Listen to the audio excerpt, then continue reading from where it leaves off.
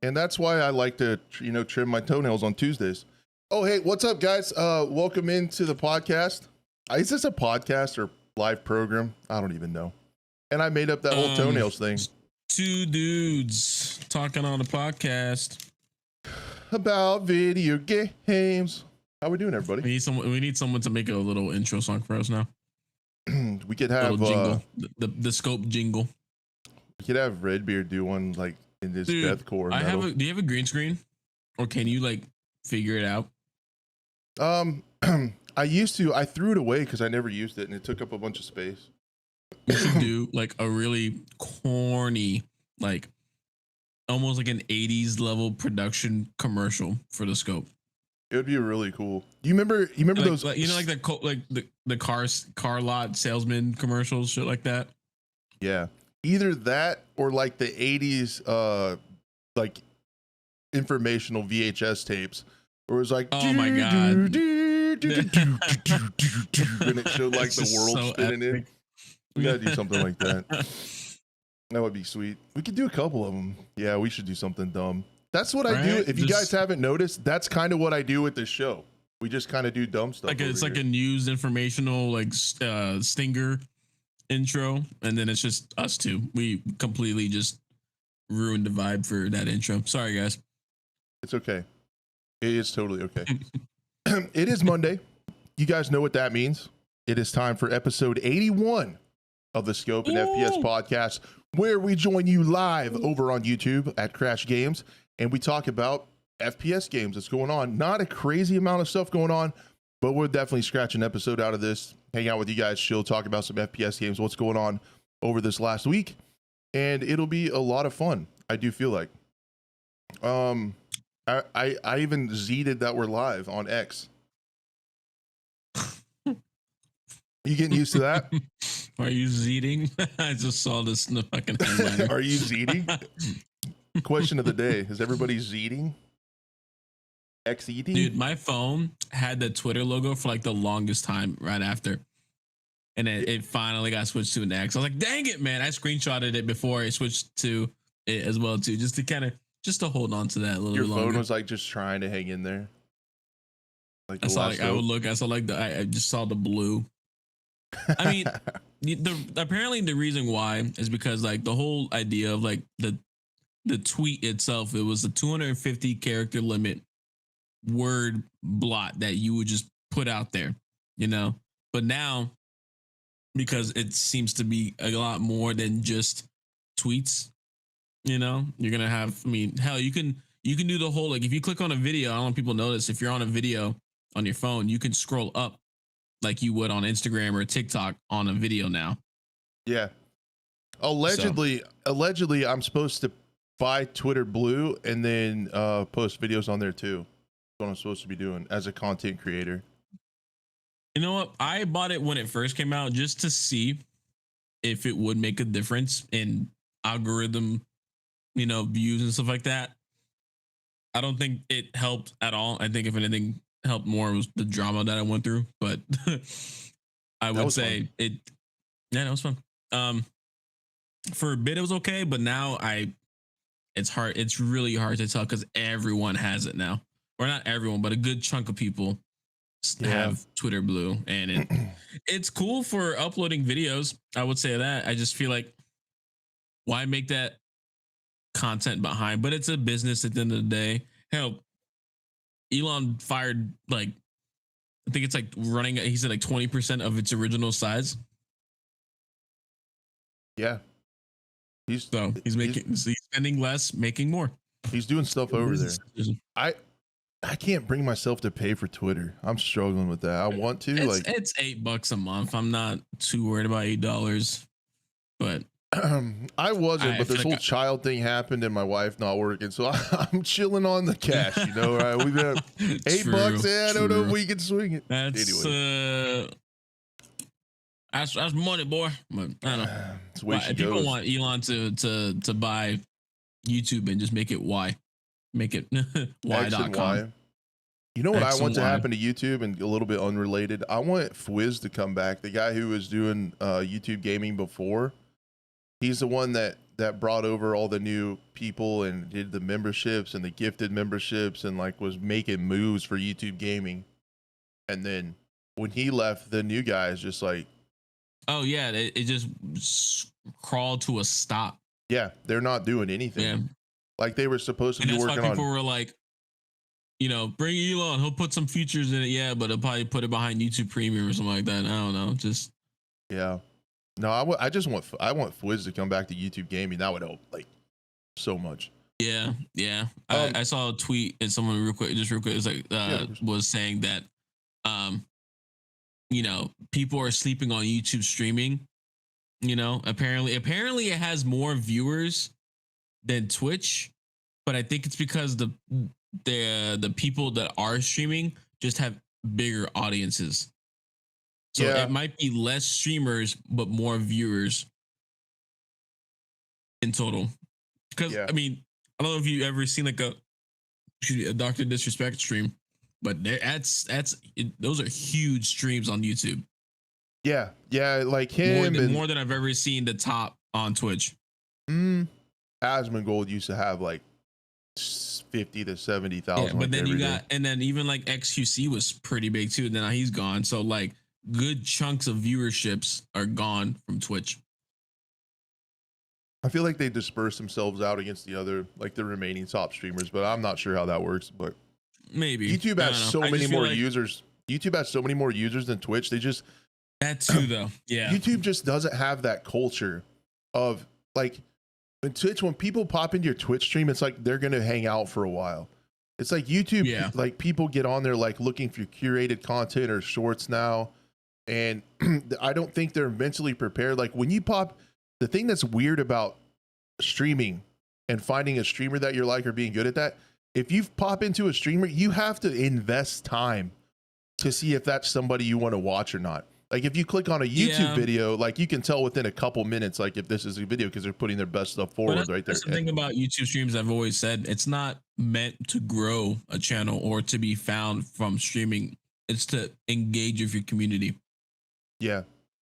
Yeah, people look at it backwards by sometimes. posting actual videos and stuff like that. Yeah, discoverability and viewership and stuff, and discoverability on stream should just not be anything you think about because it's so hard. Like it doesn't work.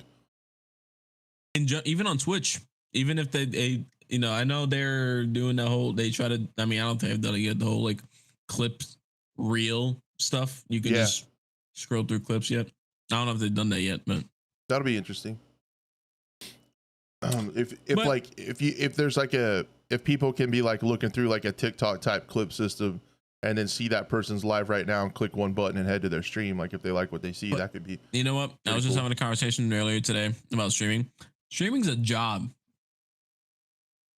Yeah, streaming is a damn job. Like if you get caught as a professional streamer, that is a work day that you're putting into it. Oh and yeah, no, as a family man. I don't have the time. I stream almost every day at twitch.tv/crash8. But it's just like it's just like the normal like time I would game with my friends anyway. In the evenings, like before bed, just a couple hours before bed. So it's imagine you grew and you knew the money was there. I mean, then again, at that point, you would just go full time anyways. Like I look at some of the bigger streamers that I know of, you know, and think of the money that they're making. But they're streaming in the morning till, 9 o'clock in the morning to sometimes 5 o'clock PM. Oh, like, yeah. Straight. Yeah. The top streamers put in stupid hours. It's so bad for your mental, like your mentals too, like your mental well-being. The top streamers put in so many hours, man. It is crazy. It's not healthy either. It's wild. Did I tell you? I told you I was doing that editing gig for Iron, right? The Warzone streamer. Yeah, how's that going? It's going really good. I could tell you something funny, like a mid-journey success story. Oh, okay. Go for it. Little secret sauce. So I guess I could pull up. Yeah, let me just pull it up real quick. But anyway, so I'm editing for the Warzone streamer Iron. In like Warzone 1, he was like the top kill leader or win leader on the leaderboards for like almost the whole time. He's on TSM. He's like super crazy. At the just straight up Iron, right, on YouTube. Yeah. So if you search like Iron Warzone. Yeah. So I found him. Yep. So yeah, if you look at his logo, kind of reminds me of. Did you have a logo like this before, or something along the lines of like an iron sight or something like that? No. Yeah, I know someone else that has. I didn't. Anyways. But what's really cool about this? Let me pull it up for everyone watching. Sorry, podcast listeners. You're not special. You are.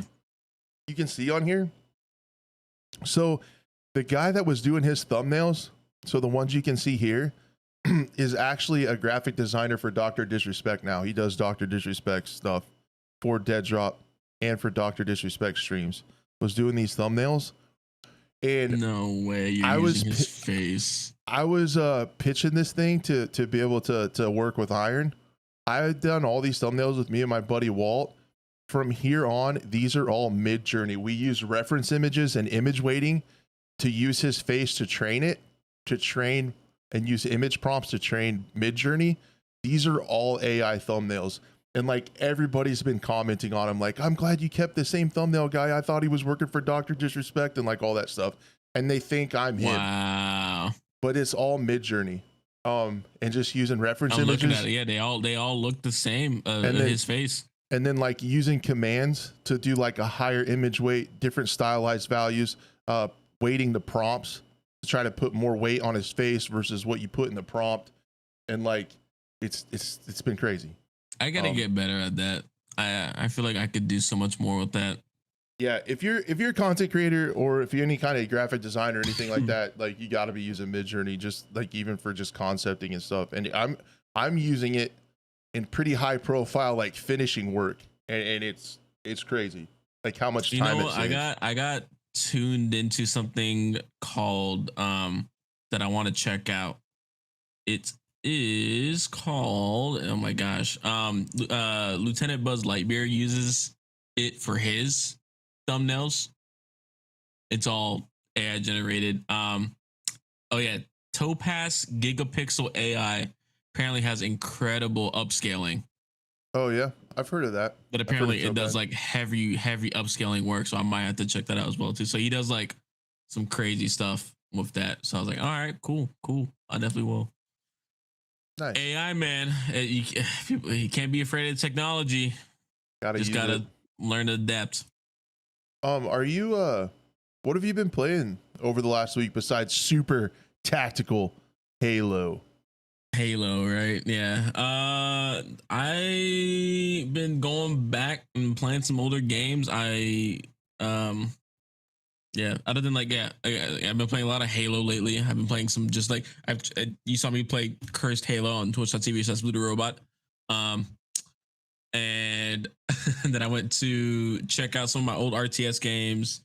I re-downloaded the Division 2 Breakpoint, just to kind of get back into that a little bit.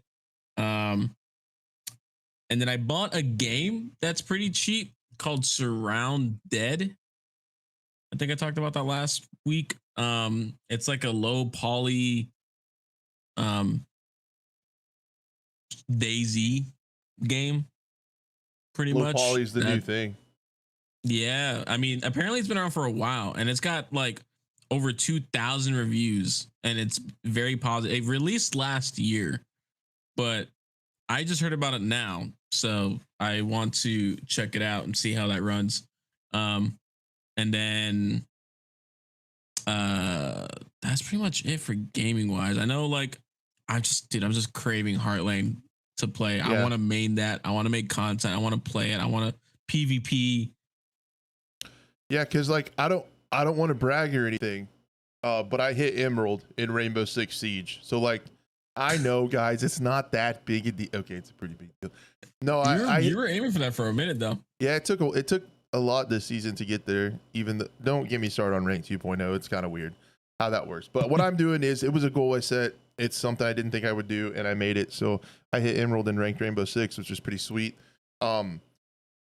But that being said, I really have the most fun, like I say every week, with round-based ball mode games with friends. But when I sit down, like if I have a second to myself, maybe the wife and baby are taking a nap or something, and I got a little bit of time, I can sneak back into my office. It's like, what do I play? Like, none of those games I want to play solo.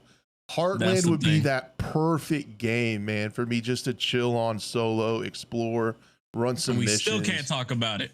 I know. Still can't talk about the dang thing. It sucks. BS. But I'm ready for it. That's what that game's going to be for me. Like when I get a minute, or if I sometimes like during a weekend, I have a little bit of time and I'd love to kick on a early Twitch stream and see what everybody's up to and chill by myself and just talk to chat. That game, like money. Dude, I did this morning though. Check out World War III again just to see if it's as bad as people have been saying. Oh yeah, because I tried getting into that map, couldn't get into that map, couldn't get into USE servers. The only server I was able to get into after 20 minutes of waiting and refreshing and retrying different game modes and maps, I was only able to get into one team deathmatch on the Chinese desert map. I forgot the freaking name of it already. And it was in Singapore. So red ping probably over 200. Just couldn't get into it. So what, that game is so screwed, man. It's so bad, man. Like I it pisses me off because they have it. Like when I did play it, it just reminded me of how much potential that game had. Yeah. You know, and then of course the whole trailer for the new map Istanbul. Of course, we could definitely talk about that. So the day the trailer came out, and I put a tweet out, and I'm kicking myself in the butt for it because, and it's not my fault. It's their trailer team's fault. The marketing team's fault. I would have thought the same thing, dude. So in the trailer, if you guys don't know what I'm talking about, World War III put out a trailer talking about a new game, or a new map and new battle pass for Operation 3 Skyfront. So this is like the third operation within the battle pass. I think they got December, and then they got February after that, and then that's pretty much it for year one. And we'll see if the game survives after that. And they showcased basically an MCOM device that originally in the older game was a bomb defusal, not a bomb defusal, but like a rush game mode that you would have to go and arm the MCOM. I'm gonna just say it that way because there was no like official name for it.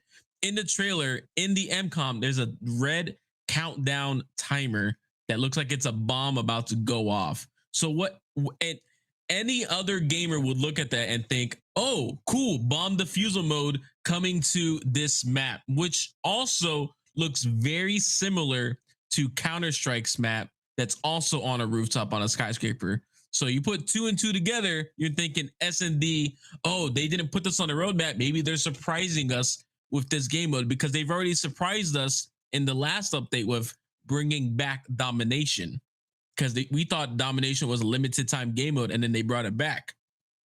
And now we thought, oh, S&D, great. This game would be amazing for search and destroy, fast time to kill, not too many crazy movement mechanics. You're not running and doing bunny hops everywhere. And then of course it comes out and it's just a regular team deathmatch map. Why is that in the trailer? Can't even get into. And you know what? And I was talking to one of the community managers. Yeah, I was talking to the community manager, and he said, I don't think that's actually in the game mode unless I don't know anything myself. I don't think that's in the game mode. And I was like, people are going to be very upset. And by people, it means Crash. They went and Crash specifically. I told him specifically, listen, my buddy Crash, he'll go off on you guys.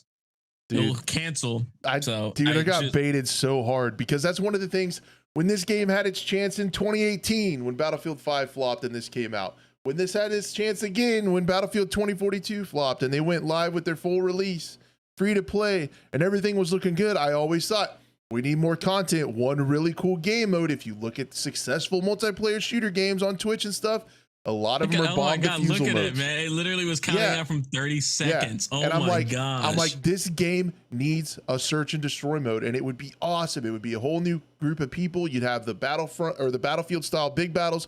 You have S&D to sweat a little bit. The gun customization, the soldier customization, the movement, the hardcore friendly fire is perfect for S&D CS:GO mode. And then this trailer with an MCOM literally counting down. Why, if they're having team deathmatch on this map, does there need to be an MCOM counting down? Why? What does that tell you? Why even put that in the trailer in Why the first is that place? there? And it's not like it's in the background either. They do like 2 or 3 close-up shots of this MCOM counting down. Of it, yeah. And I'm like, they're finally gonna do it. Like, better late than never. I'm gonna try this. And then you're like, and then I messaged you and you're like, no, it's just TDM. I'm like, yeah, I got confirmation that it was just TDM. And then I was like, Polak, I love you, man. But then you're like joking about, oh, but the cat's not a playable character. I'm like, it kind of pissed me off. Like, no offense to him, but just like, that's not, I know he's upset too. So it's whoever the marketing team, the trailer team, you suck. You absolutely don't know what you're doing. I've been saying that for a long time. They don't know how to market the game properly. And when you do, even when you do though, because like, to be honest, even if they did a great marketing campaign and somehow brought players back, they would still run into the same server issues to this day, which has been plaguing the game since like 2018. yeah. I just don't. So you know what they need to bring? A server browser. Give us a server browser back. Let us know how many people are actually in the game filling up servers. Because I tried for 20 minutes straight trying to get into a game, and I would literally load into a full server. It'd be TAC Ops 23 out of 40, filling up. Completely boot me out that server, put me in a server by myself waiting. And I tried to set it up. I tried to put it to like region all, global on, every game mode, every map, giving me the best opportunity. Still, I'm sitting in a Berlin TDM match, just waiting in a lobby, just as the timer counts down or counts up technically.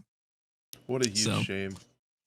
Just at this point, I think it's like I don't want the game to die, because then that means the devs lose their jobs, the community managers don't know where to move on. I don't want that to happen to the team, but at the same time, I think it's time to move on from this. I mean, the only thing that's keeping them up right now, in my opinion, is the contract of wishlist games was good for a year. It's good for the first year of content, and then after that, I don't know if they're going to renew it. I think as a company, if they want to keep their name on it, sure. But at the same time, like I myself as a company see like the company, there's no player base. There's no more money coming in. You have to drop it at that point. Yeah, the writing's on the wall for this game, unfortunately, in my opinion. Yeah, I mean, you saw the Cycle Frontier. That's another game that had really good promise, and that game shut down recently. Crows was another indie game that didn't do great in the beginning in the first place anyways. This one's just extra painful and frustrating because it could have worked. And people are like, Crash, what does World War III need? You know what the game honestly needs? It's a fucking networking engineer. Like they need to figure out, it's not going to work. They needed to figure out the netcode in the game, because it never worked. The customization, the art style, A+. And another reason why the content was coming down the pipeline, and that was not an issue in my opinion. It was the networking. And another reason it's a shame is because this is the gold standard for shooters for customization, like for weapon and soldier customization and gun modding and stuff. It's perfect. It's awesome. Like you can customize your soldiers' individual clothing item. The guns that are like super customizable, but not too granular like Tarkov. Like it's just, it's a shame, man. It really is. It's frustrating. Because I mean, if you would have had this with more content, marketed correctly, and good netcode at launch, I mean, we'd be chilling. I feel like even now, if they I don't know if they could survive, if they somehow fixed the network, somehow had a great marketing campaign and brought players back, I don't think people would even care for it anymore at this point. They could probably, but what kind of investor is going to take that risk? Because they're not making enough money to do it on their own, probably. Like that's somebody would have to invest in it and put some more money into put it. the money into it exactly. to get the content up, to get the netcode fixed, and run a marketing campaign. And it's just to risk that kind of money on a third chance. I don't know if there's gonna be too many takers on that. And of course, I mean, the only things that I've seen still, of course, on their Twitter is, server resets, patch notes, and like monetization stuff. Yeah, I mean, there's nothing else to talk about. There's really. Sorry to do this to you, but it's been hot as hell in Florida, and I've been drinking a lot of water, so I have to use the bathroom again. Oh no, all good. I'll start talking about Battlefield. All right, be back. Okay, sounds good. All right, guys, we're gonna move on while Blue evacuates his bladder. Is that the right word? Let's talk about the upcoming patch. I do believe it launches tomorrow with Battlefield 2042. There is, I guess I'll wait for Blue to tell him about the bug. Let's just go over patch notes really quick, and then I want to see what Blue thinks of the smoke grenade bug, because I think it's pretty funny. Pull this up. Okay, so here are the patch notes. The big thing is Hourglass. So the last map is getting finished. The game is finished, guys. Ready to launch. Pretty hype. Vault weapons, all warfare attachments for SMGs, LMGs, and sidearms. So they're finishing those that they added in because of the lack of weapon content. So they copy pasted those over. They're finishing that system. Squad management. Looky. They must have been watching the program, because you can actually have squad orders lock and remove functionality. Look at that. A fully fledged squad management system finally, after everybody got pissed off, after Ghost Gaming got kicked out of the EA Creator Network. Here we are. We're getting the same squad system that's been in the goddamn franchise since the beginning. So that's really cool. Ammo crate improvements, that's a marquee feature. That's worth being on a bullet point. And dispersion tweaks to SMGs and LMGs get dispersion out of modern first-person shooters. They don't belong. Here's some screenshots of the Hourglass map. And the Hourglass map changes are pretty wild, because honestly, one of my favorite parts of that map was the stadium. And they have completely removed the stadium from the map. Like, they just took it out. So if you guys didn't know, a few streamers, they started a new creator program called the Battlefield Insiders, and they streamed the new map today. And from what I can tell, it launches for everybody tomorrow. First off, kudos to EA. It was really cool to see them finally supporting creators.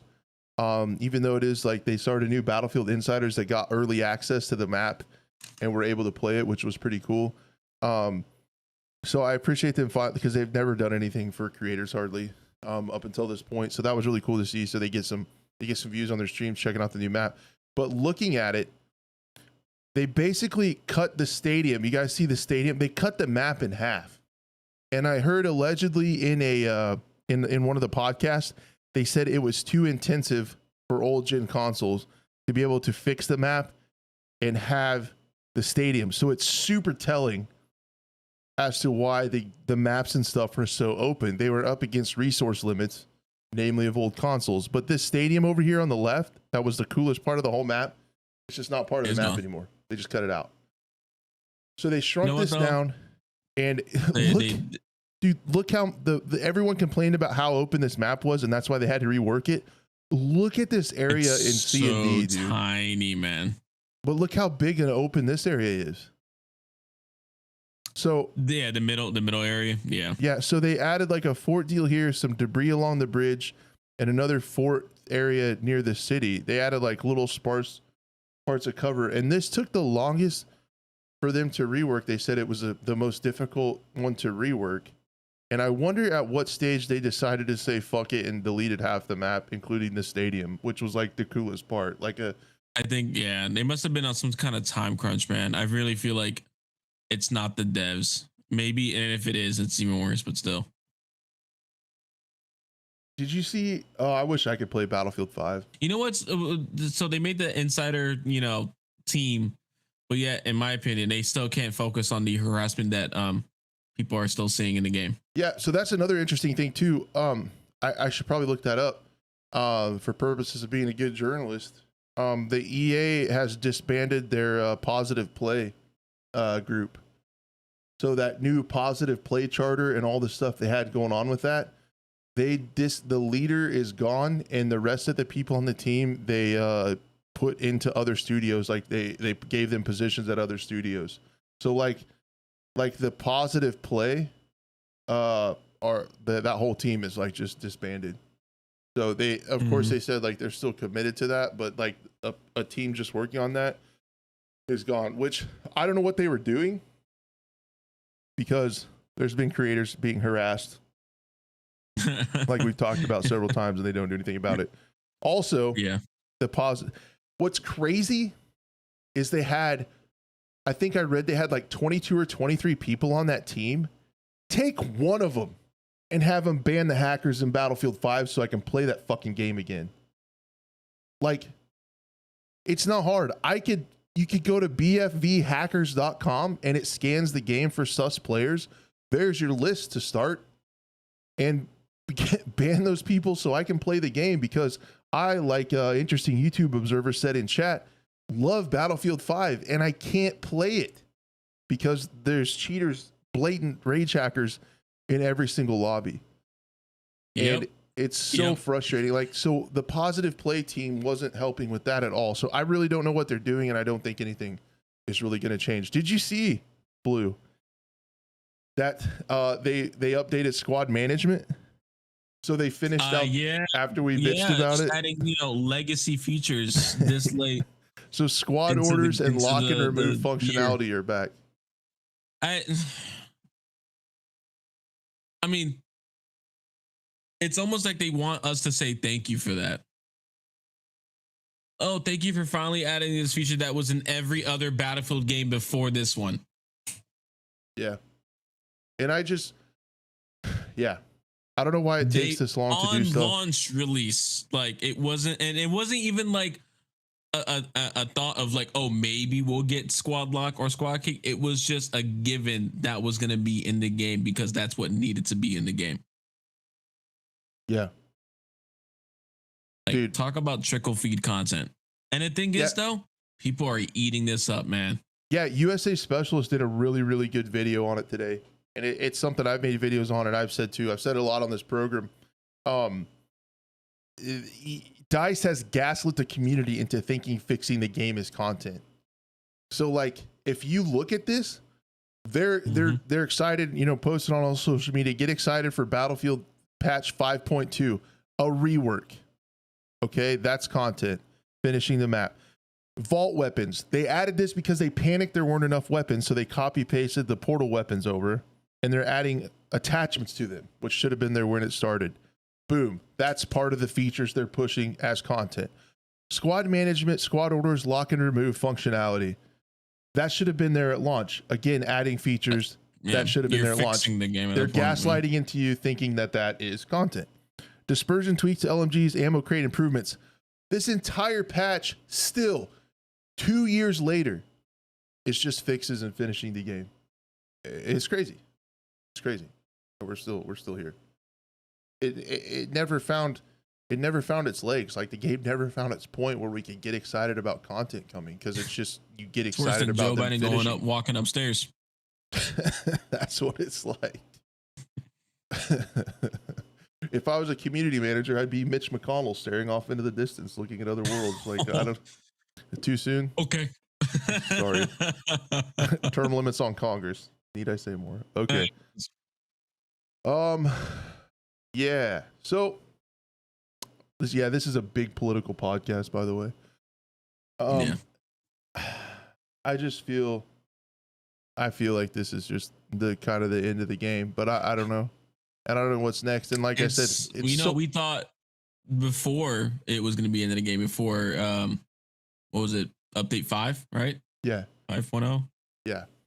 But like, so that was going to be the end. That was a long time ago. What did they added? One map and like 2 guns. Yep. Crazy, man. Man. And then what's even crazier is like nothing was done with Hazard Zone. It was abandoned right away. The biggest misstep is nothing was added to Portal ever. Like that was what I thought was going to be amazing. They took community created content and basically marketed it as their own. And you know kind of how they jacked that up? And like Spotlight is okay. Putting on a Spotlight's fine, but don't make it the main topic of Portal. Or not the main topic, but like the we did something. No, you didn't do anything. These guys did. Yeah. I don't know, man.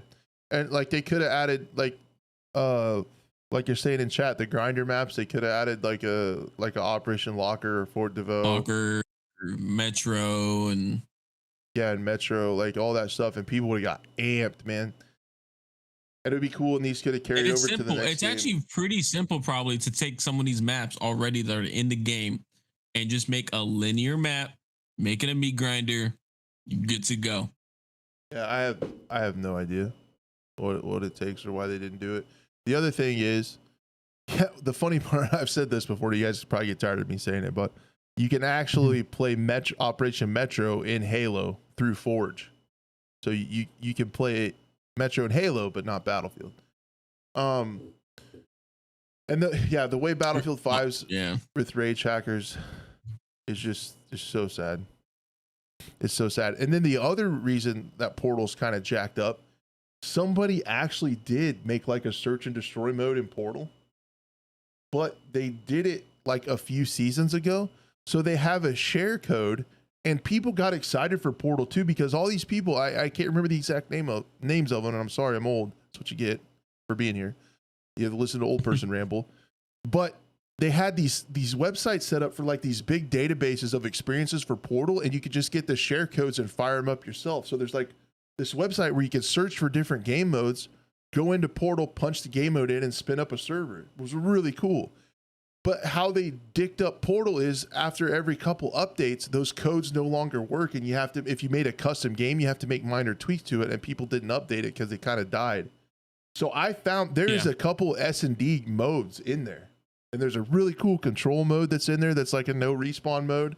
And they're really, really cool. Wow. But you can't play them because you go to type in that game code and it says not compatible with this version of Battlefield 2042, and we'll let you play it. So they've even taken like user-made content and dicked it up where you have to constantly update it if you make something bad. It's so many steps to try to enjoy that part of the game that it's just like no one's going to do that. Sad. Sweet. Great. Totally spend another $60 next time the next Battlefield comes out. Yeah, that's it. People say that if this next Battlefield sucks, the franchise is dead. I don't. The franchise will never be truly dead because it's so big. Yeah. But it's dead right now. That's for sure. It's in one of the worst states it's ever been in the history of Battlefield. And the big reason I think I watched it. It was like a trailer montage of every single Battlefield up until now, and it's so sad to see the downfall. Sometimes I watch the Battlefield 1 trailer just randomly, like all the time. And the other thing that makes it so sad as a PC player is you can't go back and play the old ones. Like if people are like, Crash, stop bitching and go play the old ones. You can't. Sucks. But you can't play like Battlefield 3 or 4 anymore? They're all full of hackers. Oh, true. Yeah. That's why I mean, like bad. Like the one I want to play the most, Battlefield 5, is completely destroyed. You know what? And for me, my favorite Battlefield games were 3 and 4, but they're so dated now. Yeah, they feel dated. Yeah, they might not look as dated, but they definitely feel dated. That's the thing. And that's another reason Portal was such a great idea. Like you could have brought most of the maps over from those games and been on an updated engine and mechanics. I would have paid just for Portal if that was the case. A lot of people would. And that's the other thing that they might cash in on. I only did like 2 months worth. Like I would pay for a month of EA play Battlefield 2042, let it run out. Then another big update would come out, do the same thing again, and then now I'm not probably never gonna do that ever again. Yeah, I mean, like Battlefield 5 and Battlefield 2042 have created an immense appetite for nostalgia for the old games. And they could cash in on it. They took after COD with the Battle Pass stuff and with the skin economy, like having skins be the main form of content that you buy in the Battlefield store. So they might follow COD and do the cash in on nostalgia. I was just re-downloading just because I was gonna make a video on it about modding Medal of Honor, the reboot back in 2010. More just a reshade and a realism mod. But I was watching the trailers again for Medal of Honor, and it was made by DICE, or the PvP aspect was. And I feel like maybe if they could reboot Medal of Honor again in that modern sense, and if they did it right, I know it's such a hard task apparently to make a game right nowadays, but I feel like that would be almost a direct competitor. Maybe it's nostalgia goggles on me because I loved the PvP in the Medal of Honor 2010 game. I thought it was one of the most fun and interactive game modes, because it would be almost like it would be Rush, but with different objectives per push, you know? So instead of just arming an MCOM every time, there's a fire truck outside my window. Sorry, just saw a bunch of red flashing lights. Don't burn down. You can kind of see it in the background. Oh, you can. Yeah, this is right out there. All right, cool. Godspeed. You know, what was it? Yeah, like it was like different pushes every time, and it would be like, instead of just arming the MCOM this time, it would be like, all right, secure, you know, the air. What was it? Oh my god! Or like you got to blow up a certain objective to get into this building, and then go from there. I don't know. Again, it was like, oh, secure the helicopter site, and then move and destroy this weapon cache and stuff like that. You know, it wasn't just blow up the MCOM. But thinking about it and looking at chat, first of all, the soundtrack for both of those Medal of Honor games were amazing. Just in game, and also Linkin Park doing music for them.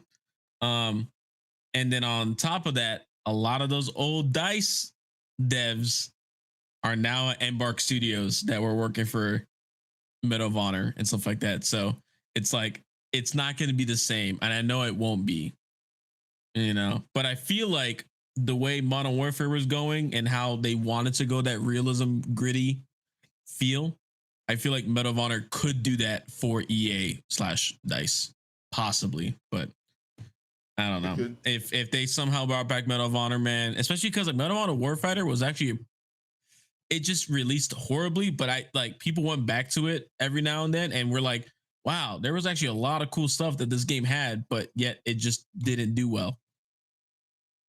Dang. Sure. Did you ever get to play those games? I didn't. Ah, dude, I'm the worst. Multiplayer and the campaigns were great.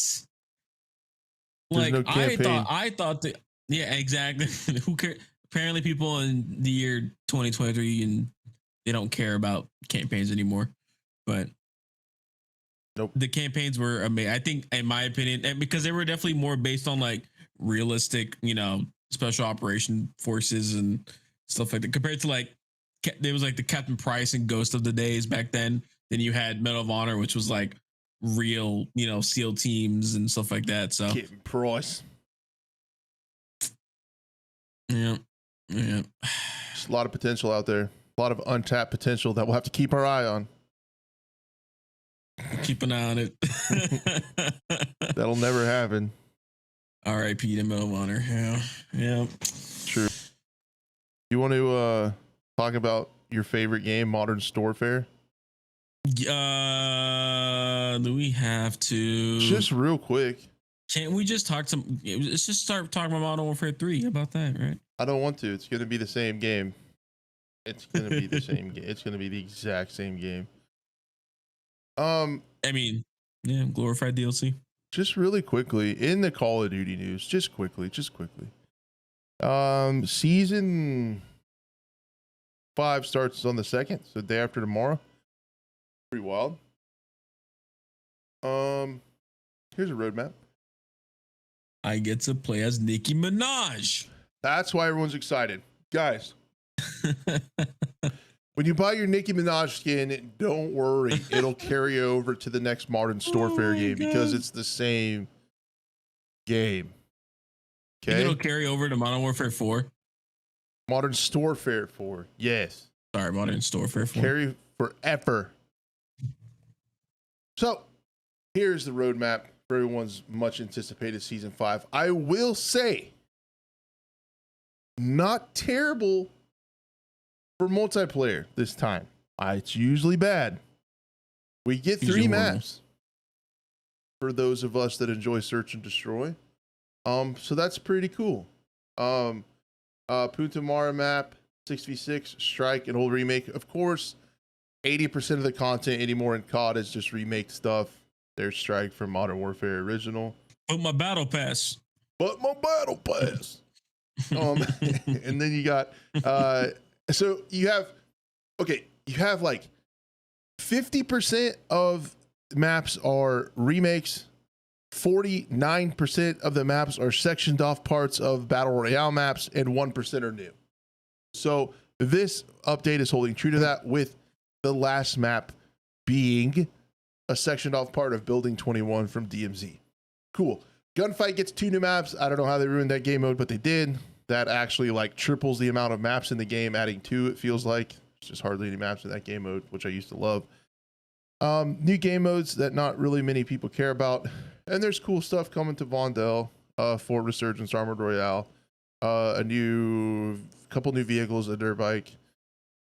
DMZ continues to get cool stuff. DMZ has changed a lot. I kind of was out of the loop on it for a while, but I've been watching Geeks play it. A friend of the program and a good dude. He's killing it with DMZ content. There's a new disguise feature coming to DMZ where you can disguise yourself as an NPC, as an AI, which is kind of neat, until you shoot, and then it removes your disguise. I mean, you're gonna get shot at most likely anyway, so like I wonder what's the point. Let me have this. I don't know how you're gonna be able to use that like in gameplay sense. Just let me have this. Okay. Sorry, I think it's kind of cool. All right.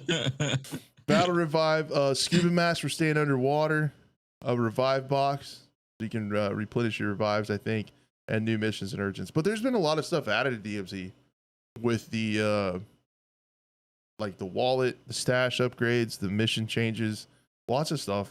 It's pretty cool what they're doing with that. That game mode has to carry over to the next one, I would assume.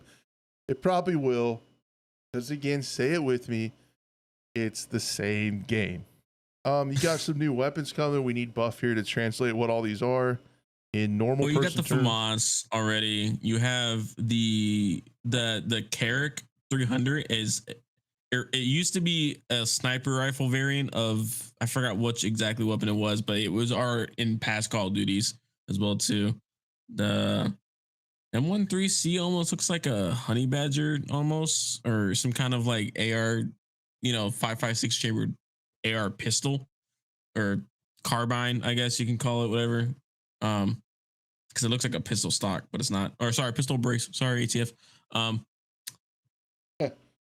That's what those lights are outside your house. The ATF. They knew you were going to slip up there on the pistol brace. I don't have a dog though. I have 2 cats. Anyways, the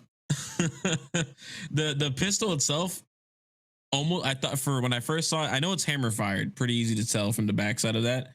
I thought it was a 1911, but I was like, wait, there's already 1911 in the game, right? Am I wrong about that? Or is not there? Okay, so it could be either a staccato handgun or reminiscent of like the a CZ,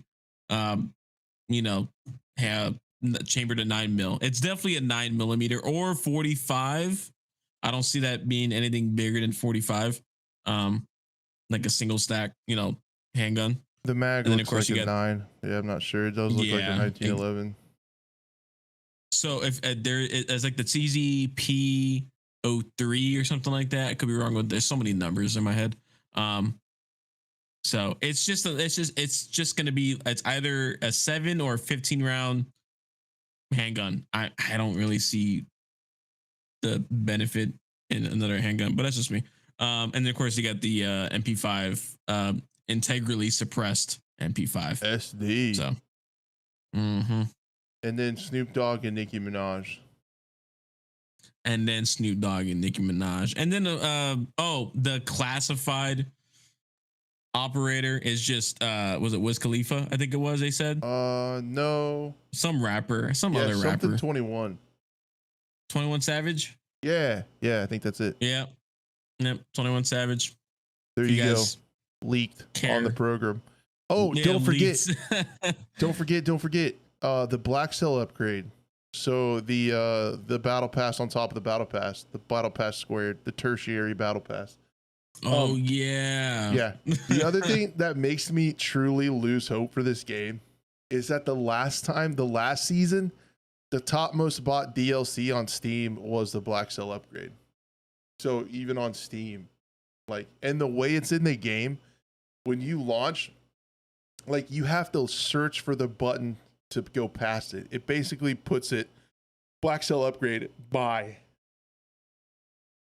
It is an extra battle pass, and it's $30, and you can't use COD points you earned. You have to pay for it with your credit card.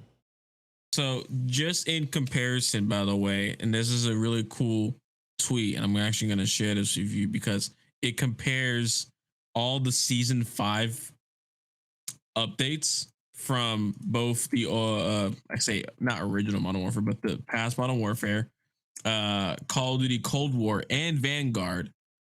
And this tweet, he was saying that every season 5 for Call of Duty has a history of being a solid season in their respective games. I don't see that being the case for this Modern Warfare. And maybe even Vanguard was kind of lackluster, but Call of Duty Cold War or Black Ops Cold War, which is, people say that's one of the worst Call of Duties ever. Looking at the content that came out for this Call of Duty compared to now for one of the quote unquote worst Call of Duties ever out, there's way more content specifically from multiplayer than there is more. There is more content for the multiplayer aspect than there was Warzone. So just in hindsight, for this Modern Warfare 2's content for multiplayer maps, you get 5 maps is that's okay, sweet. But you also technically they're recycled anyways. That's all but you're then ever you look gonna at the get Cold anymore. War one. Exactly. Look at the Cold War one, and it was actually there was already a new game mode. It's actually 2 new game modes and 5 new maps, and I believe I think they were pretty much made from, some of them were campaign inspired maps, and some of them were also from original Call of Duty inspired maps. I think some people did like Cold War that are the Treyarch purists. Treyarch CODs have their own feel to them. Some people, people were telling me to go back and check it out. Apparently, it's slept on. I never played it. I never picked it up myself. If you wait 3 years, every COD slept on. That's just the cycle. So that's true. Take that for what it's worth. But also zombies. I don't know how people care, if people even care about zombies anymore. Speaking of Halo Infinite, by the way, they made a zombies game mode, straight out World at War zombies mode in Infinite, which is again more content coming to player made stuff.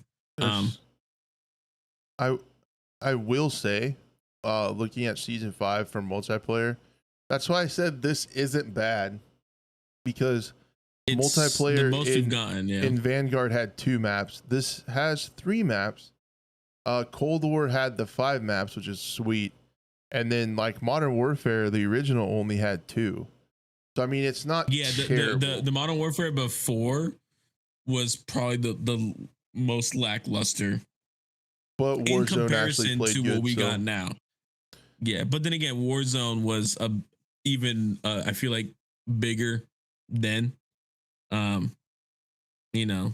at least some of the operators kind of made sense.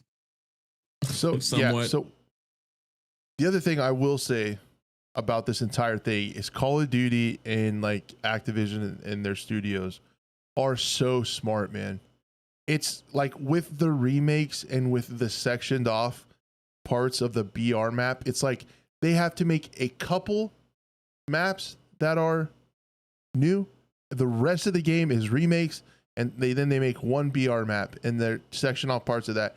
They are the absolute best at repackaging and reselling the community the same shit year after year. Also, it did is you crazy. see it was like the you know, for of course you probably seen this trailer when they brought back Graves. So yeah, spoiler alert, Graves dies originally in a tank. Sorry, no one's surviving that. Okay. Apparently I knew from the get-go he didn't die. Like how they played it and took the camera away. Yeah, I mean that's true too. I mean they definitely played it like he would come back. I thought it was. But anyways, the way people were complaining about this on Twitter, I saw this a lot. That he was like, "Oh, it's like we heard you died in a tank in South America." You know, do you think Mexico is in North America or South America, or is there a third option? You be the judge. I said Central. You could say Central America, yeah. I would say that's Central. That region. It's not a continent. Am I wrong? Yeah. It's a region, I guess. So, but I guess if you had to connect it to a certain region, it would be more north. But no, Mexico is North America, like straight up the continent. Like, right? Okay. So, am I wrong about that? Then is there not like 3 different geological regions? Because if I'm thinking region, there's North America, Central America, South America. But then again, Central America can mean different places to different people. Like regions. Like if you're going like straight up continents, like Mexico, US, and Canada are North America. And then everything south of Mexico is South America. There was a comment section that on Twitter that people were so focused on that alone. Not the lack of content, not the repurposed maps, not Nicki Minaj, not Snoop Dogg. They're playing chess. They're playing chess over there at Activision. No one's no one's mad about the lack of content or the weird skins. They're all just arguing about North versus South America. Smart. And then of course, like they were breaking it down, and I guess there's Shadow Company theme skins, but Shadow Company themselves isn't coming to the game. And it's like, you know how cool that would be to have Shadow Company as operators. Doesn't matter. Instead of freaking Snoop Dogg and Nicki Minaj. They can sell skins, baby. So a little bit, yeah. So it's same story. Although, regardless, it's just people are just focused on the wrong thing, and it's just season 5 doesn't look horrendous for me because of multiplayer. I'm trying to ignore the skins, even though the skins have ruined gaming, FPS gaming at least. Flip side, I play COD like twice a month now for S&D, so it'll be cool to have a couple new maps to try out. Play search and destroy on. A little bit more COD news, couple quick ones. I won't pain you any longer, much longer. It gets you riled up. Oh yeah, it gets a lot of people riled up. Call of Duty updates posted in the last 24 hours. New detections directly targeting cheat developers at the source has led to over 14,000 account bans for cheating and hacking in Modern Warfare 2 and Warzone. 14,000? Are you kidding me? That's how many were chilling. Where's the AI anti-cheat? We need the AI anti-cheat right now, this man. One cheat. Yeah, I don't know, man. I don't know what this is, but that's a lot of cheaters. Oh my, that is a lot. But then again, how are any of those false bans? No. Is that all? Well, that's the cheat at the source, so it's not. So like it sounds like they found a source. They like reverse develop or engineered. Interesting. Hold on, I said targeting cheat developers. Yeah. So what I'm thinking they did is they got a hold of the making.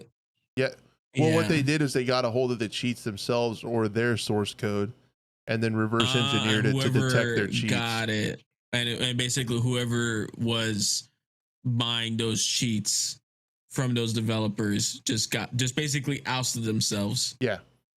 So you can take this one of two ways. Smart. You can take this one of two ways. You can be like, oh man, that's great. They got the cheaters out. Or you can be like me and go, they targeted a cheat developer and they got 14,000. What about the rest of the cheat developers? Holy shit, there's a lot of people cheating. Like, That's true. I mean, what's the other way to take let's see, hang on. Let's see. Modern Warfare 2. This is just Steam, by the way. So Steam charts right now. 60,781 playing 34 minutes ago. And you just banned 14,000. Yeah. From just a few cheat developers. And yeah, that's, you can say, I think you can safely say at least, and this would be horrible, about half of the players playing right now could be cheaters. No, that's you don't think 30,000? I think 20, probably at least 30,000, but you're not counting like BattleNet, a lot of you and stuff. But still, regardless, on Steam alone, at least half of those players could be cheaters. Nah, not half. Even if it's even if it's 15,000. Like if they banned 14,000 but missed another 5K, that's still a lot, dude. That's, I know. Yeah, the whole thing is, like, however you want to slice it or try to extrapolate that number into a guess on how many cheaters there are. Over 14,000 is a staggering number of people that were cheating in this game. Like, wow. I suspected it's so hard to tell, like, playing search, but like you see. I mean, I remember stuff. like watching your streams and stuff like that, and then like I would be like, oh, how did you know that guy was cheating? But then you would like re-watch the replay, and then I would see the person like, oh, clearly he's looking through a wall without hearing footsteps, you know, or he's already tracking. And it won't be like, some hackers are very blatant, for sure. You know, they just snap and stuff like that. And others are very sneaky with them. Or at least they think they are. They try to be. All right. Marquez in chat's calling us out on our bullshit. Who says they didn't make up that 14,000 number for to get everybody happy? True. Okay. They technically take 14,000, cut it in half. That's I know. Still a decent chunk of cheaters. There's just no doubt that there are a lot of people cheating. Whoa, I'm pulling off. I never pulled the plastic off my monitor.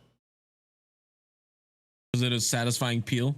It was. I just peeled the plastic off the back of my monitor. That was cool. Out of nowhere. Sorry. Anyway, yeah, I'm a focused person. Squirrel. So yeah, 14,000 accounts, staggering number. You can try to take that a ton of different ways to say what you want to say, but I just think there's an ass load of people cheating in video games in general. And there probably always will be. Nice. But yeah, S&D is like really a lot. Like a lot of, I don't think a lot of them get caught in. That's like their, hardcore competitive mode. So there's going to be a lot more, I feel like, in those type of game modes. I feel like it too. I mean, and then you're not even how are hackers on Rainbow Six Siege? Bad, but better than they have been. I've had probably, so I've played about 200 games. I've probably had 5 or 6 games where I thought someone was hacking, and I've gotten MMR rollback, which means the people got caught, and I got my MMR back for my rank for 3 games.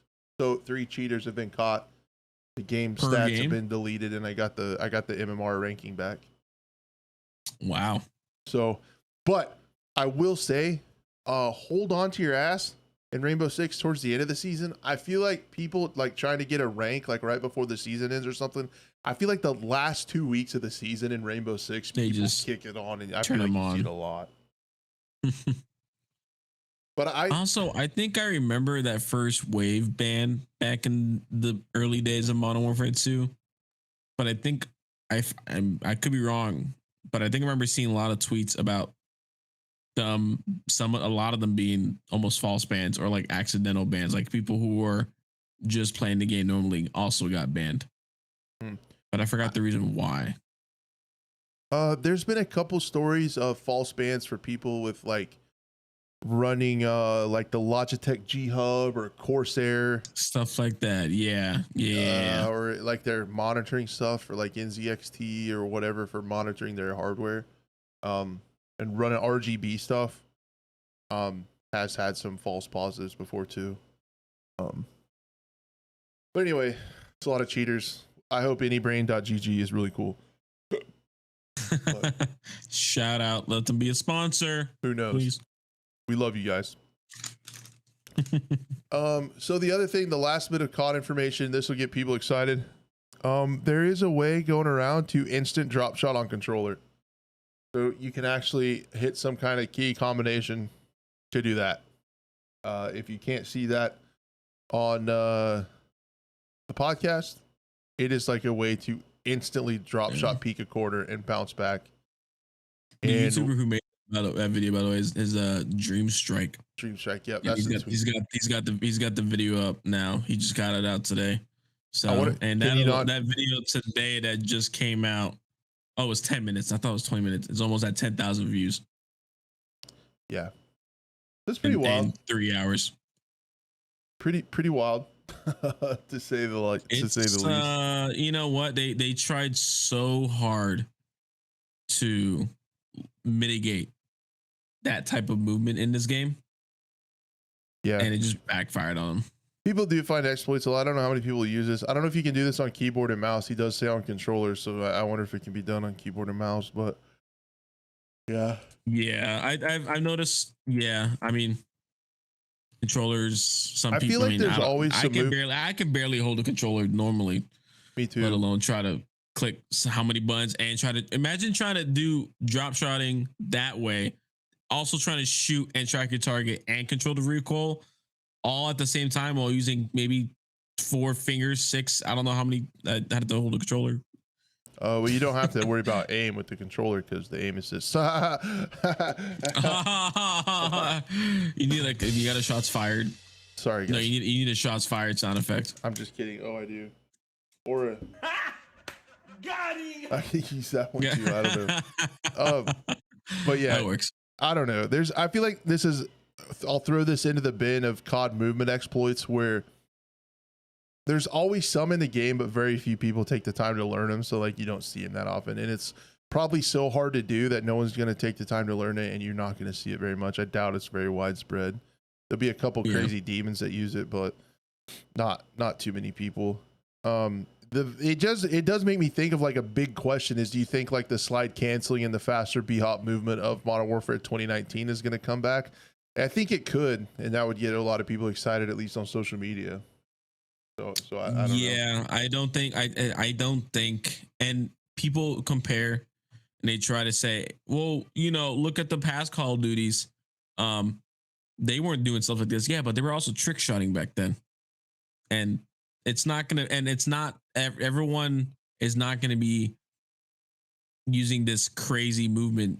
Like you said, some people are going to take the time to learn it. Some people are going to buy those extra crazy paddle shifter, controllers and stuff like that. I forgot what they're scuffed ones. What are they called? Yeah, that's one brand. Yeah, there's a bunch of them. Yeah, that's one. I don't know if making it more twitchy would be the fix, but it's not going to be people. I don't know what people are expecting, ready or not type movement in Call of Duty. Like super slow pace, tactical. That's just not going to be ever in Call of Duty. Never. I do got it. I pulled this out the other day. That's the Elite though, right? Xbox Elite. It's got the paddles on the back. Yeah. That's so funny when people used to like have to custom order paddles back in the day, and now Xbox is just giving it out there. Dude, this Elite controller is sick. I mean, it's the customization on the Elite controller was that sold me. I wanted one for a bit. That's the original one. Well, it's just so well built. When I was back in the day when I was a controller demon, I paid a bunch of money in order to custom scuff. It took forever to get here. It got here and it lasted like 4 months, and the paddles broke. The buttons quit working. So then I got the Xbox Elite, and that thing is super well built. Like it's all metal and aluminum. Yeah. And it lasted up until I switched to PC. Yeah, I mean, you think it was just, of course, the default controllers are gonna, they're just cheaply built for mass production. Junk. I was an insane controller player. You know what? Playing Halo recently now and I switched back a lot between mouse and keyboard and controller just to get different shots and stuff like that, and also just to play it. And it just reminded me how much I suck at using controller now. Oh, I'm bad. Yeah, I'm real bad.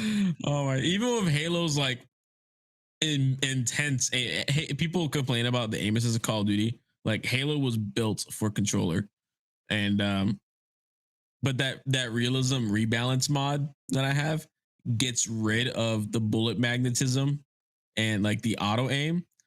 So it's just pure raw skill for your joysticks, and it's just like I'm overshooting. I have to just strafe and shoot just to be able to get my shots and stuff like that. And it's just, I don't know, it's funny. It's just like, man, I look like I was on PC back in the day when I was playing like Battlefield 3 on the 360, just going at it, man. I was so good. Even Titanfall 2, man. I remember when I first built my PC, I was still using a controller for a good couple months afterwards. Yeah. The mouse aiming came fast for me, but the keyboard part was just like rough. It was the opposite for me. I could move in games. It was just the aiming with mouse. I picked up on the aiming pretty quick and practiced it a lot, but then I would just like the movement. I was just trash and like keybinds, switching stuff, and like I was bad. It was real bad. Yeah. Should we keep moving along? We've been talking a while. Got a few more things to discuss. I'm excited. Cool. Let's I can pull up my vid. So the next thing I was going to talk about is an update to XDefiant. I think this is the perfect game to talk about. We're talking about being a little bit upset and disenfranchised with Call of Duty. I said this in my video today. If you guys haven't seen it, I generally don't post videos on the same day we do the podcast because it absolutely destroys my channel and the impressions and the whatever. So whatever. But it was a very time sensitive story. I wanted to cover it and make a video really quick over lunch today. So XDefiant got a little bit of a slip up, potentially marketing from YouTube Gaming. In a nutshell, on my video today, I talked about this tweet from Mark Rubin really quickly. If you guys want the details, you can check out that video. It's on the same channel you're watching now. A quick insight to what's going on. Basically, right now, in a nutshell, the build that they're going to launch is over at Sony and Microsoft getting tested for approval. So they're waiting for first party to approve it. He later clarified that they're getting Jesus. Lucas, thank you so much.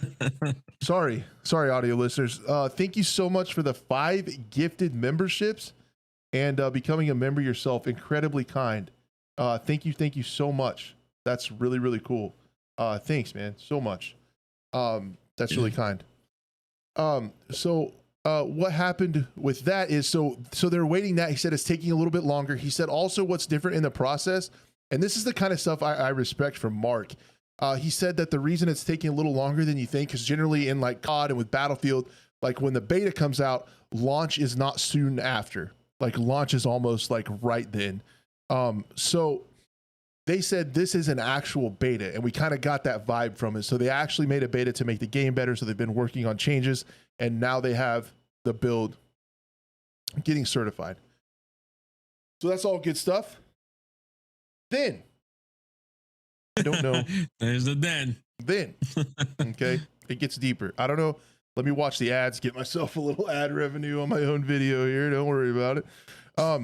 Let me see if I can find it. Scrubbing along. So there is a Ludwig and YouTube Gaming is coming together to find the world's greatest gamer. There's going to be 16 pro gamers that are going to come together on September 2nd and 3rd to play a bunch of games to see. There's my birthday. Who's good. Really? Happy early birthday. Yeah, I'll be there, by the way. There, I'm one of the world's greatest gamers. I just didn't want to tell you guys that. Sorry, I'm letting you guys know right now. Blues are gonna be on the program. So you guys can see. I'll go through this part quickly, and then Blue and I can discuss. So September 2nd, World Greatest Gamer. If you look at what games they're going to be competing in, XDefiant is on that list. I would direct your attention to the lower left part of your screen. So YouTube Gaming probably knows something that we don't, and we can probably safely, potentially say, not that safely, but we can say that XDefiant will probably be released before September 2nd. So, and they did say summer. Summer doesn't technically end until September 23rd, so it's a little bit sooner rather than later, which me as a Battlefield fan is like, it's always at the end of summer, so I was thinking September, but it looks like XDefiant could be releasing in like the next 3 to 4 weeks. Is kind of what it's sounding like. Okay. So there or you it's go. just another beta. Ha! Tricked you. Oh no, they're gonna compete in the beta. Yep. It's free advertisement. It's free testing. Don't give me a plot twist. Yeah, it just turns into a gambling session and they're all pulling slots. That would be pretty sweet to see who's the best. So no, I'm borderline excited for XDefiant. At the very least, I'm rooting for it. And I said this in my video. It's not going to be a monetary competitor to Call of Duty. It's just going to be really freaking nice. Could it grow to that point though? It could, but I'm just saying I don't think it'll really ever be like a monetary competitor. But at least there will be an alternative to play for the people that are like tired of COD's BS and stuff. And it's gonna kick Call of Duty just to let them know, hey, we're here and we're not going anywhere. Yeah. Type deal. It's not gonna, we're not taking over, but just know, hey, people who are upset with you are gonna come to us. And there'll be like at least an alternative to play. And it has been confirmed that S&D search and destroy mode is going to be added after launch. It's going to be a priority, which I think will actually work. You're welcome. With the special. You're welcome, Crash. Just for you, man. Yep. They did that for me. I did that. They watch thank the me show. later. We know that. It's all good. All in a day's work. But no, man, like I'm just excited to have something else to play. And at the end of the day, even if the game isn't for you or isn't for me, it's really cool to see how transparent Mark Rubin's been with just telling people how it is. Like, the beta's rough. Sorry, this is why. This is what we're working on. The next beta should go better. It was a little bit better. There were still problems to work on, and now he's like just being straight up where it's at. It's not like a crazy community manager marketing campaign. It's just like the executive producers just telling you what's going on. Like, did you straight to your get face. some of the same developers that worked on Call of Duty Ghosts for this game? I'm not sure. Because some of it kind of reminds me of Call of Duty Ghosts. I don't know. Maybe that's just me. Maybe it's the font of like the text of the kills and stuff like that. But something is giving me like old COD Ghost vibes. And that was another game that people always not recommend, but remind me of saying, quote unquote, that was the last real Call of Duty. Don't know how true that statement is. Do that with what you will, but it's just something about it is giving me Ghost vibes. I don't know why. I think a lot of people hated it.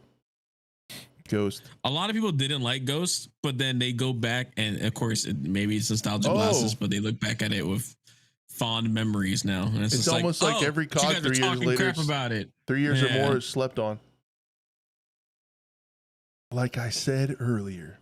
But no, XDefiant's a game I ought to be looking forward to. Just to have, and the other thing to respect is the amount of content. 14 maps at launch with 12 maps slated within the first year. So there's going to be 26 maps within the first year.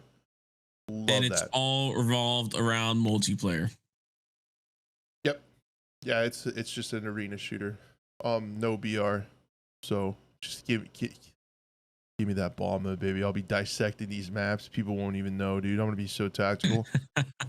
You know what? I haven't gotten it. I didn't play any of the play tests or the betas like that, only because it's like I don't want to get disappointed. I'm tired of playing early access games. I'm tired.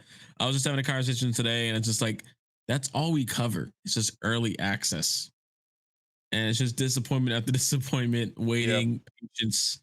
I just want to get into a game that's fully built, that's ready to go out of the box. You know, that has content, and I'm excited for that. So. Yep. The interesting question: how many people buy COD for the campaign alone? Man, I don't know. I don't think very many, but there's probably got to be some. I know I did, only because I'm just a fan of campaigns in general. I'm one of the few left standing, I guess, that love campaigns in games. Yeah, you're the only one. I'm just an old head, I guess. Yep. Boomer take. Anyways, I guess we covered. Did we cover the C5 bug in Battlefield? We didn't really. There is a bug. I don't know about that. Yeah. So there's a bug where behind non-destructible walls, you can throw a smoke just in the area, and then someone can C5 it. And when the smoke's active, the C5 can kill people through walls. Just when the smoke's active. Huh. I guess it's been a bug for a really long time, but people are like finding it and really reporting on it now. So it's like, hope they fix it, but it's kind of funny. Yeah, we'll see. We actually covered most of the quick shots I wanted to talk about during the program. But I do have one. Oh, I hit the wrong button. Oh, this is bad. Quick shots. That was rough. That was a rough transition. It's all right. We did it. We'll work through it. The thing I did want to talk about is Road to Vostok. Again, what's like a weekly Road to Vostok update? You know what? I'm excited to see more of the lore. Yeah. And I know he's going to be talking about that. Yeah, so there's more lore in like the next training or the next devlog, I think I saw. I know I saw he said lore was coming. Yeah. But this was I thought this was really cool. What they posted today was a glimpse of the new trading system. This trading system does not use money or currency of any kind. All trading is based on the utility value of items, inspired by the awesome which indie makes sense for an extraction game. Because now, if you have a certain item that you know is super valuable, instead of just going in and grabbing a bunch of stuff and then just selling it for profit, now all that stuff that you hold on, even if it's like the tiniest thing, is now even more valuable than currency itself, in my opinion. Yep. The other thing is when you kill somebody in a game and you take their stuff, it's gonna hurt even more. The other thing is this game has been like super. Oh, it's cool. At the bottom, there's like a refusal, accept. Like you have to add more value to the trader before you'll get it into the green to accept. Yeah. I wonder if eventually you have to build like rep with the traders so you can get better deals. Could be. That would be interesting. The other thing that I thought was interesting for this from a realism standpoint. So a lot of times I think like gameplay over realism and games being too real is silly. But in this case, Auntie is really using realism as part of the game, the immersion, going for ultra realism to be kind of one of the selling points, one of the paradigms of the game. What's really cool is if you think about it and you break it down, like if it was like a post-apocalyptic environment, what good would money be anyway? Exactly. Like money's just paper. That the stuff in like a post-apocalyptic world would be goods, items that people could actually use. So having to trade those instead of money makes way more sense. Just give me bottle caps. Give me fall bottle caps. I'll be okay. Could be. But I thought that was an interesting thought. But that weapon animation though of the AK as well too. So now we're finally getting a glimpse of reload animations, because currently what you see now when you reload, it's just the weapon goes down, you hear the sound effects, that's it. Well, he added the camera animations too, like where your head shakes when you're reloading it too.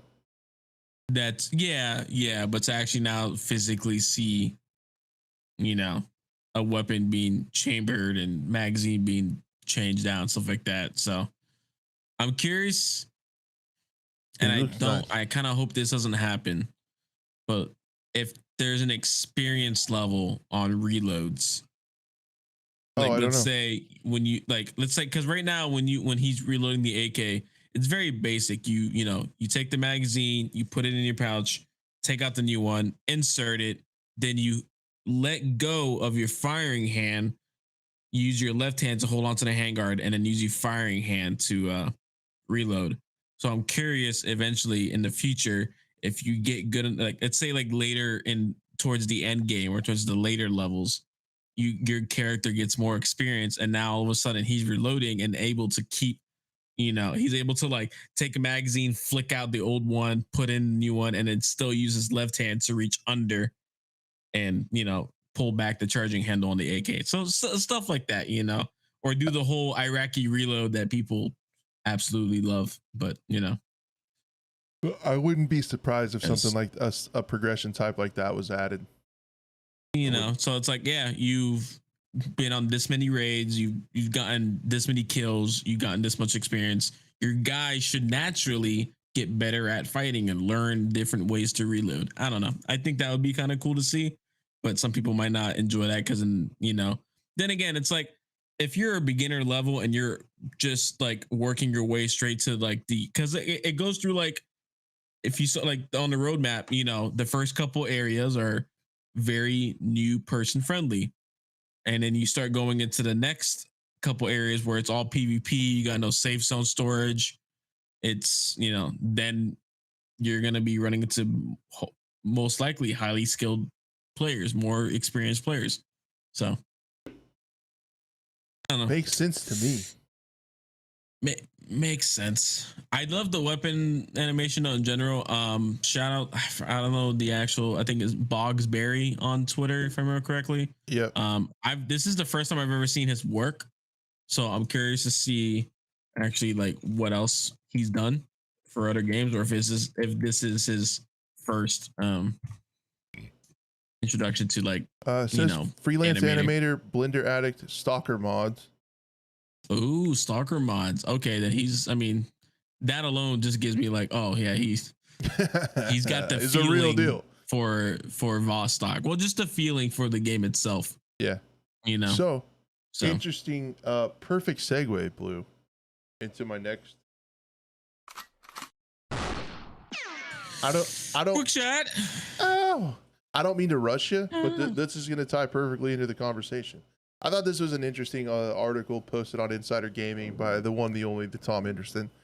Xbox is planning one of its biggest booths ever at Gamescom, and it's understood that playable games will include the likes of highly anticipated Forza Motorsports, GSC Game World's Stalker 2, and Towerborn. So if you were at Gamescom, you could play Escape from Tarkov Arena and Stalker 2. Huh? Jesus Christ. We got to go to Germany, pal. We'll write it off. It's a business expense. I got a buddy that still lives there that I know personally. We can go crash at his place. We don't have to pay for a hotel. We're good. The Stalker 2 surprised me. That's just good news though for the game as a whole, because of all the delays That and means pushbacks and stuff. Yes, finally. But I'm also like, there's still no release date yet. They're still in the middle of a war. Like, it's just there's too many variables in my opinion. I don't know yet. Yeah. I'm glad they're showing gameplay, but I'm curious to what extent. Is it just like the beginning intro mission, and then they, find out when you buy the game or something like that? I don't know. But letting people play it is pretty wild. You have to put that in the positive bin, like when you're sorting it out. It's a big positive regardless. It's just like, it's been delayed so many times. It's been pushed back so many times. It's almost like too good to be true at this point. Like, I'm expecting something to go wrong. I'm expecting something to happen, or I'm expecting more of a wait after Gamescom. Just like even more so. Like, I'm expecting. Listen, the gaming industry has broken me at this point. Who hurt you? Game developers, publishers. Farm 51. Farm 51. You've broken my back. Blue. Anyways. Also, Tarkov Arena. Tarkov Arena will be there too. That I'm excited to see footage of, because Gamescom is definitely not a place where an NDA is going to hold back footage. No, there'll be some footage from that.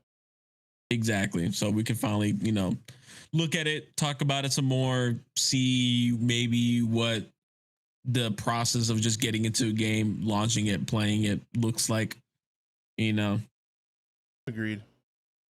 That's really all I had for quick shots, but I just saw that Stalker 2. I knew that'd get a reaction out of you.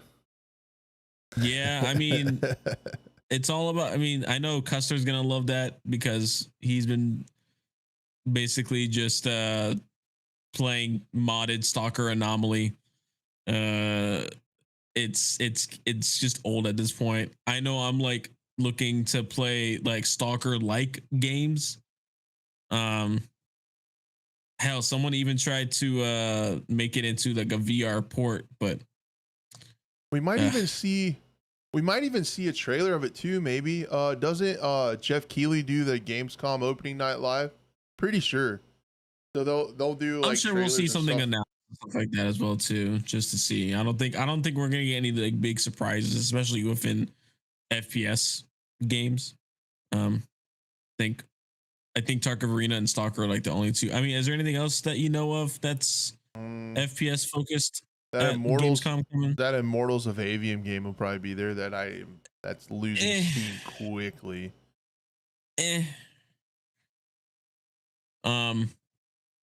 Yeah, that's about it though. Yeah, that's it. But that, for those of you playing at home, following along, August 23rd through 27th is when Gamescom will be. So expect Tarkov Arena and Stalker 2 information to come from there. We will probably talk about it on this program. Wouldn't you say? Hell yeah, we will. Hell yeah, brother.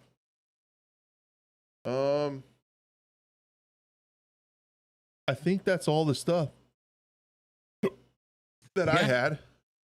Yeah, Remnant 2 is I the had thing. the operator game, but I'm looking at it now. I think I'm gonna wait. Oh yeah, did you want to talk about that next time? It's in its infancy. I will say, okay, we'll talk about it a little bit because now I kind of brought up a little bit. Wait. You can't talk about it until I do this. Quick shot. Okay, go ahead. I did send you a video for production team, just saying as well too. I'll forward it to them. Yeah, forwarded to them. Basically, it's a one-man dev team again, because people are, I guess, are just not getting to it anymore. But this guy, his name is Vector, has been working on this game since he was 13 years old, which is only 5 years ago for him. So he's still pretty young, but for him to be working on this for that long, and it's a super slow-paced, tactical, close quarters game that has everything you want as an operator coming to this game. You have an ATAC system on your chest, on your carrier, that you can use to call for fire or look up heat signatures. You can customize your weapon, everything from the buttstock to the buffer tube, to the pistol grip, to the barrel length, to the handguard, the scope positioning, the handguard, the grip positioning, all of that. You can customize that completely. You can customize the way your operator looks, and depending on what you wear, effects of what you're able to actually bring into the mission. There's shoulder tapping, there's breaching, different variations of breaching. There's a bunch of stuff coming to this game, and it's still super early on, so that's why it's like, do I talk about it? Yeah, sort of. I think people just keep it on your radar. There's only like a couple missions on this, and in the background that is Karma Cut's video as well too. Shout out Karma Cut. I know a couple other people have talked about it before. There's a really cool lean mechanic as well too, that you can actually like get down to the ground and be able to like look under a car or underneath, like if it was like a garage door that was propped up, you can actually peek under the garage door or stuff like that, so a lot of HVT missions, high profile targets, classified document retrieval, probably stuff like that, so I would say people are, of course, the title came up, the Ready or Not killer. It's not going to kill Ready or Not. It's not going to kill Ground Branch. They are going to be their own game. I think it's really cool that it's one man developing this. So we'll see what happens in the future. I think it's really cool that there's just another competitor coming to the market. The night vision itself, I don't know if you ever looked through nods before or seen night vision before? Not nods. I do have a buddy with the night vision Like scope. thermals, or night vision, or just scope. Okay, so but like the scope, what night vision looks like, and how it like illuminates pretty much everything, including natural light as well too. So that's coming into this game. It's just a little bit more realistic in that sense, as well as like it's cool. Like you can still see. I mean, the ambient light around the nods is really cool. It's just like the little details that have been put into this game are insane. It would make sense, I guess, for this guy to just be working on that for 5 years, and now he's like, okay, I think it's at a point where I can release it for Steam Early Access. So, super cool looking, super tactical for people that like that kind of stuff. Don't expect, a bunch of content in the beginning. This is just a testing phase. So, as we like to say on the channel, as per usual, it's got potential, and we'll keep our eye on it. That's it. That's it. They're gonna put that on this show's gravestone when we retire. Yeah. It had potential, and we kept our eye on it.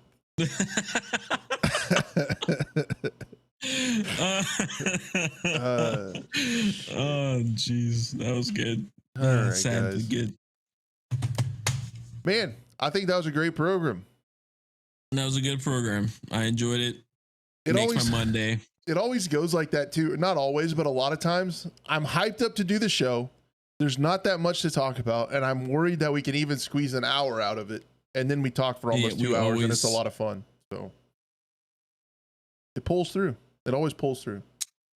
You know what? And it's not, thanks to you, chat. No kidding. All right.